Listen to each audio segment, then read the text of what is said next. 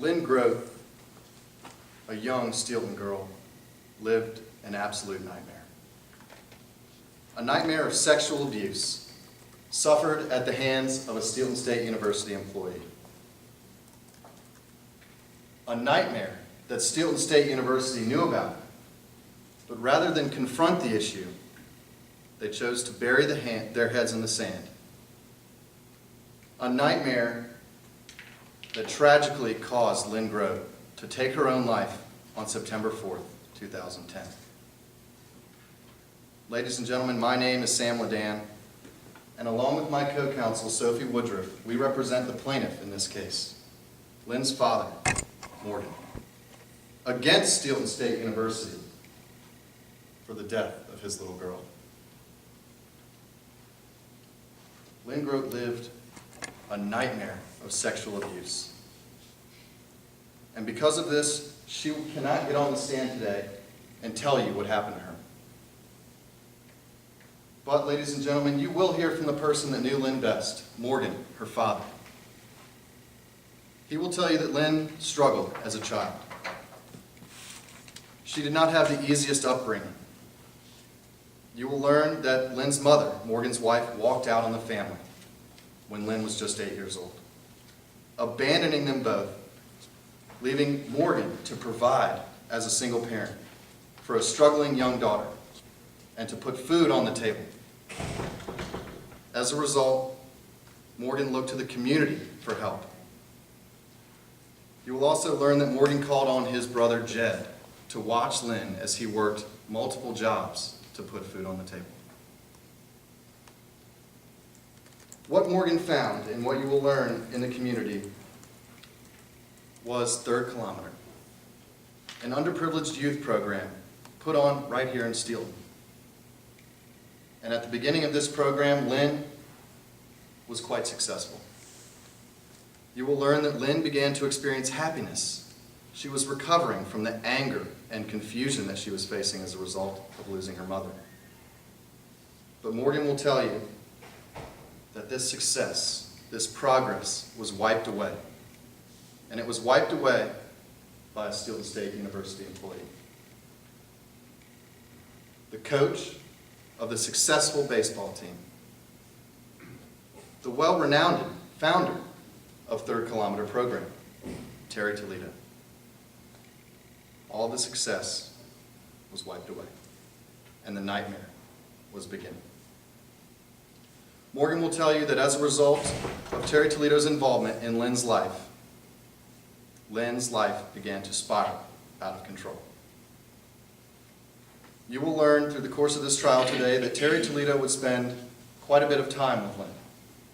He had assumed the mentorship role that Third Kilometer once stood for.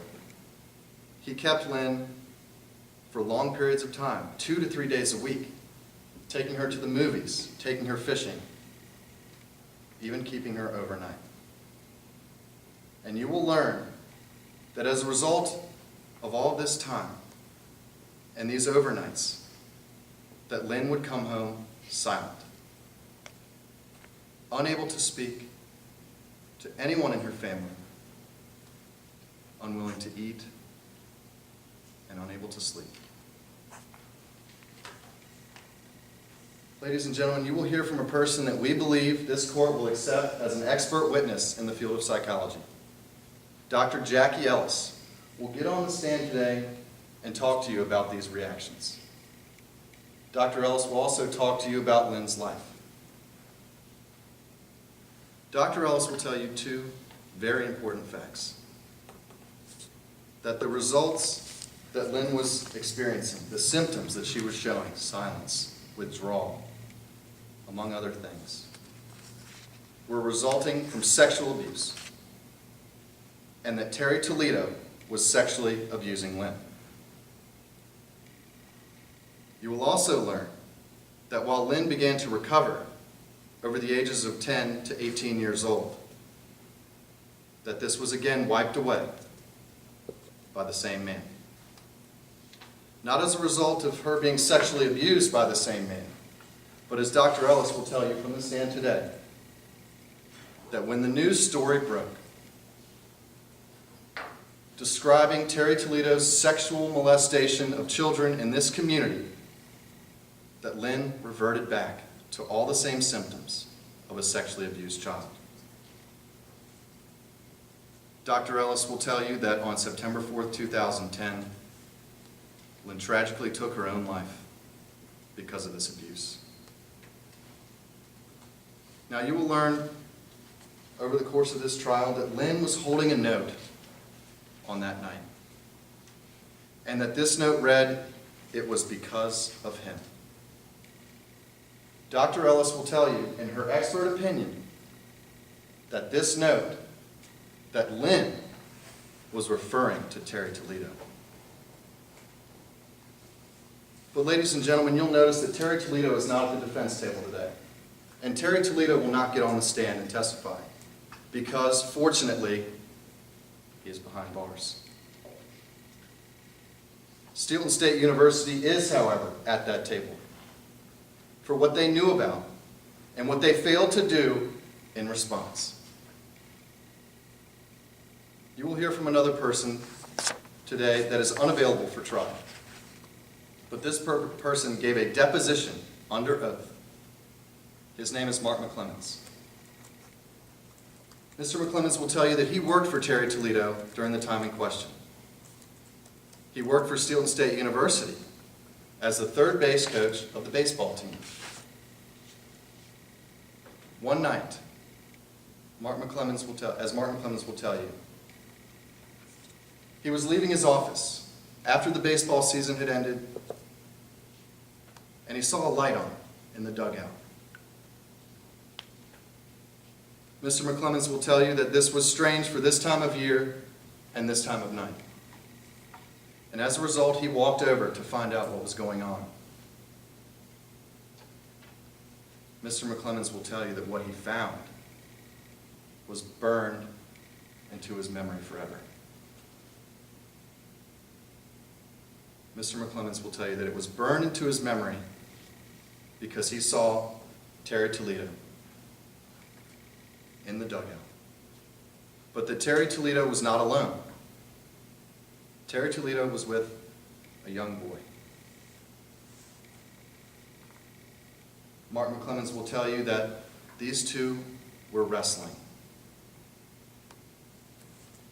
And it was burned into his memory because they were wrestling naked.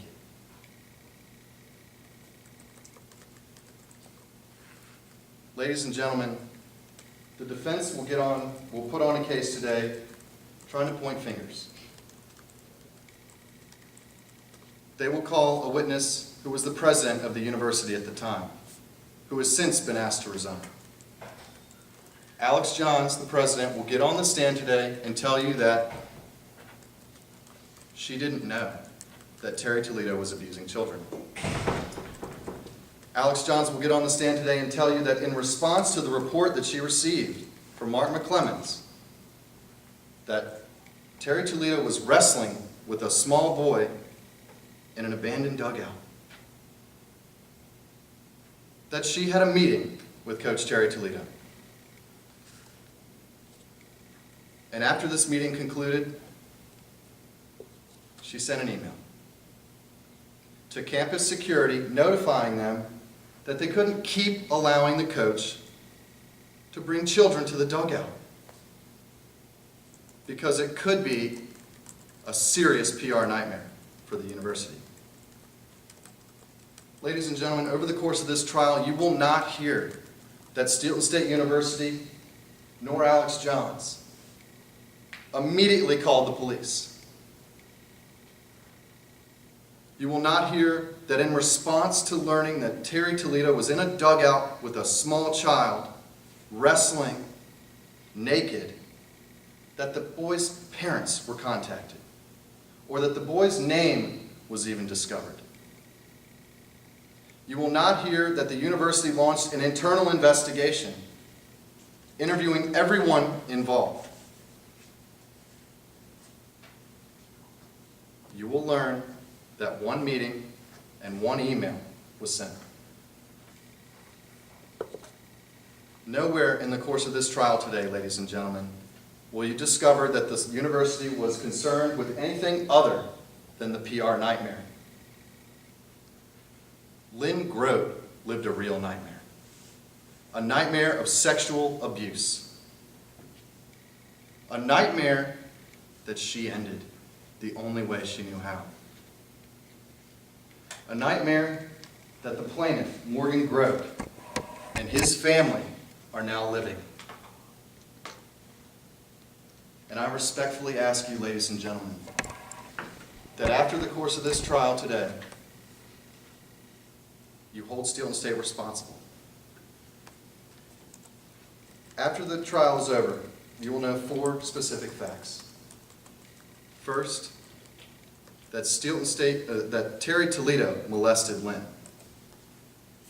Second, that Lynn killed herself because of that abuse. Third, that Steele and State University knew that Terry Toledo was engaging in sexual misconduct with children, but buried its head in the sand and turned away. And lastly, ladies and gentlemen, as you will hear from Alex Johns on the stand today, that Steele and State University knew that by allowing a predator to prey on children in this community, sexually abusing them, that one of these children might suffer severe consequences. And for these reasons, ladies and gentlemen, I ask that you hold Steele and State responsible for the death of Lynn Grote. Thank you.